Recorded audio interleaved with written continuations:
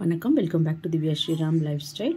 நீங்கள் என் சேனலுக்கு புதுசாக இருந்தால் சப்ஸ்கிரைப் பண்ணுங்கள், பக்கத்தில் இருக்கிற பெல் கிளிக் பண்ணுங்கள், லைக் பண்ணுங்கள், ஷேர் பண்ணுங்கள் அண்ட் கமெண்ட் பண்ணுங்கள். தேங்க்யூ.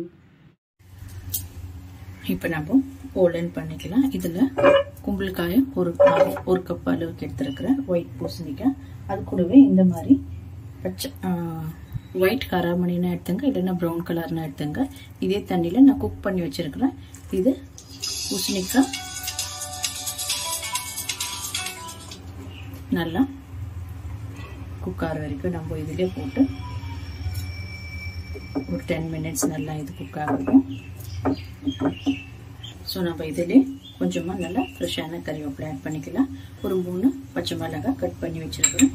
இதுக்கு தேவையான அளவுக்கு உப்பு ஆட் பண்ணிக்கலாம். ஸோ இது கொஞ்சம் நேரம் பாயில் ஆகி வரட்டும். அது வரைக்கும் நம்ம இது க்ளோஸ் பண்ணி வைக்கலாம். ஸோ இது கொஞ்சம் நல்லா நம்ம மிக்ஸ் பண்ணிவிட்டு இது அப்படியே நம்மளுக்கு குக் ஆகணும். ஒரு 5-10 மினிட்ஸ் விட்டுட்டு இது நம்ம பார்க்கலாம். இது ஆஷ்கார்டும் இது நல்லா குக் ஆயிடுச்சு.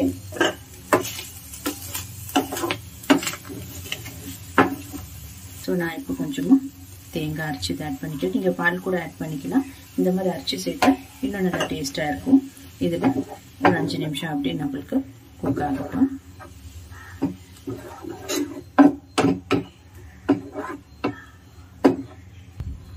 பாருங்கள், இது ஒரு நல்ல 5 நிமிஷம் இது நல்லா வெந்துருச்சு.